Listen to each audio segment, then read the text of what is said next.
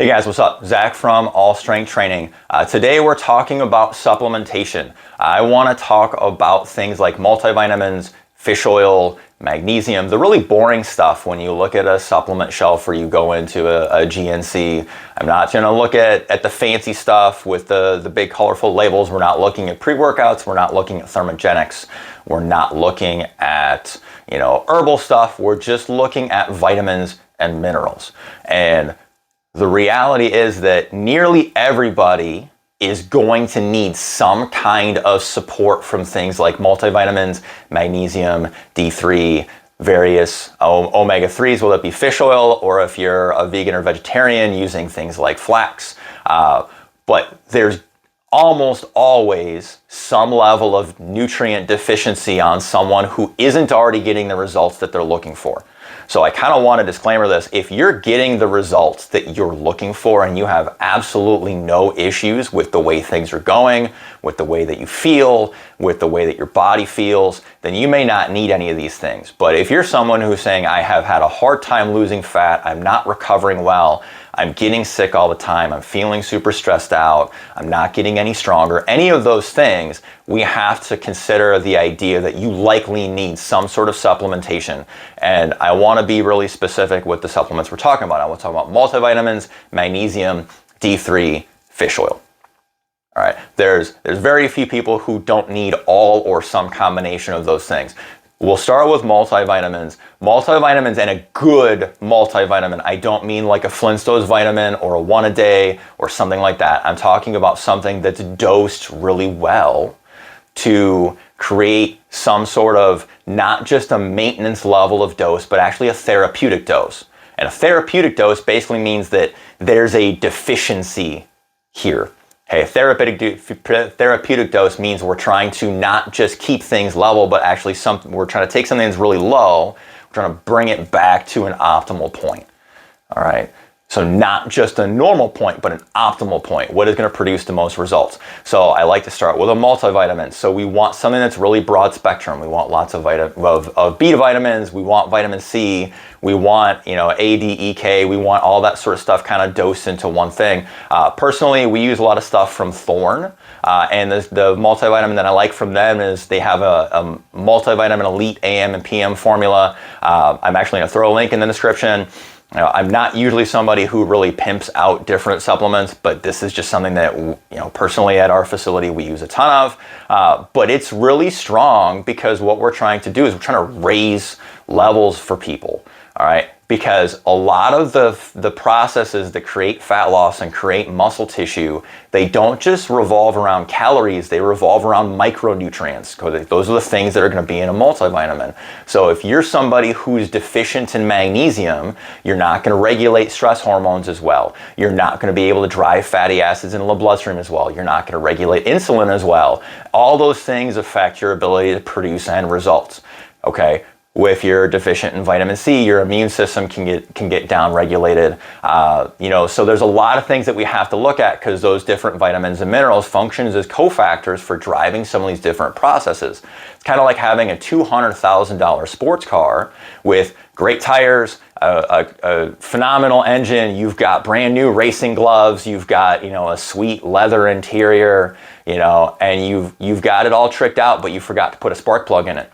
Nothing is going to happen even if everything else is just as it should be. If you're missing one component, you can't just provide the spark to actually get the car on. This is what we're talking about when we look at things that fall under the multivitamin sort of category. And I mentioned magnesium earlier. Magnesium is probably one of the most critical of those vitamins. In fact, even a lot of multivitamins don't have enough magnesium for the average stressed out person in the 21st century. So we often recommending people supplement with additional magnesium just because magnesium is responsible for over 300 different chemical processes in the body that we know of. And it's also depleted really heavily when stress hormones and cortisol specifically are really high because magnesium drives cortisol production. So a lot of our stressed out state chews up a lot of the magnesium we have available, okay, which means there's nothing left to produce a lot of the other results. One of the things magnesium does is relaxes the nervous system. So if your stress hormones are taken all away, there's nothing to bring you down from being super stressed out. So we want to look at introducing even potentially something like that. Vitamin D, if it's been projected, if you live north of the equator, okay, 99% of people living north of the equator are probably deficient in vitamin D. Now, some people, deficiency means that their blood test levels are at the low end of the lab range, okay, which is not good, okay. Lab ranges, the ranges that you get are basically the bell curve. 95% of people who are taking the blood test, and very few healthy people actually get blood work done. So what you're seeing, that optimal range, is based on all the people who are probably kind of unhealthy getting their blood work done. So being at the bottom end of that range isn't something we want to see, you know. And that's not even counting the people that we see whose vitamin D levels are actually below the laboratory ranges altogether. You know, a lot of, for example, a lot of lab ranges might be like 40 to 80 for vitamin D. I've got clients who come in with their vitamin D levels at 7, okay, which is absolutely abysmal. Okay, vitamin D drives a lot of things. One of the things that vitamin D drives is it drives mood. Okay, so, and if your mood sucks, a lot of other things really kind of go downhill from there. Okay, so this is super low-hanging fruit, you know. That's why north of the equator you have seasonal change. You've got winter. You get vitamin D absorbed from sunlight, but if you don't spend a lot of time in the sun, you have to look at supplementing with it. And if your vitamin D levels are low and you're trying to get it from the sun, a lot of people who have low levels of vitamin D also use tons of sunblock.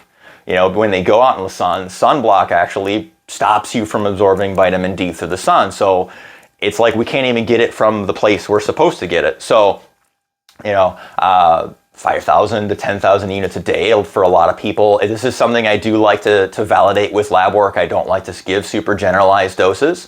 Some people, the dose needs to be a lot higher. Honestly, I couldn't tell you the last time I saw somebody that I recommended a dose less than 5,000 units a day. However, I'm not going to say that's what you should take. I would highly recommend getting some blood work done with your doctor to validate the accuracy of what I'm saying. But I think we need to consider it, you know. And then with the third and final thing I want to touch on is omega-3s. You know, I mentioned fish oil as one of the better places to get it. That you can get it from other sources. You can get it from food sources, you can get it from nuts, from seeds. Often a common source of omega-3s for vegetarians and vegans is flax oil. One of the concerns with flax oil is that it doesn't last very long on the shelf. It's heat sensitive, so a lot of times it will have gone rancid by the time it actually gets into somebody's home. So I'm not going to ask anybody to change from being vegan or vegetarian. However, if you have the option, I would always steer more towards fish sources than anything else. The reason why this is important is omega-3s are anti-inflammatory, okay? And inflammation, again, blocks the ability to get into fat cells to use them for fuel, okay? When your body is inflamed, okay, it's creating a barrier. It's like a bodyguard or a doorman standing at the front door of the club who's not letting anybody in. Okay, no matter how much cash you've got in your wallet, he's not letting anybody in or out. His job is to block there. If we got inflammation, that's preventing our body from getting access to fat cells inside or access to fatty acids inside the fat cells. So we can use omega-3s to balance out our ratio of omega-3s and omega-6s. Omega-6s are like your really cheap trash oils that you're going to get a lot, not trash oils, but often people are really out of balance with their omega-3s and omega-6s because omega-6s are going to be like your really cheap vegetable oil. If you eat out a ton, most restaurants are going to use omega-6 oils like canola oil or something like that because they're really cheap. Even really nice high-end, $200 a plate restaurants often don't use olive oil because it's tremendously expensive. Even with a $100 steak, they might have cooked that steak with really cheap oil. So we have to do things like take in more omega-3s to create some better balance. So we need to balance these systems out with supplementation, especially if we're trying to regulate calories. All right. Someone could say, well, I can get everything I need from solid food.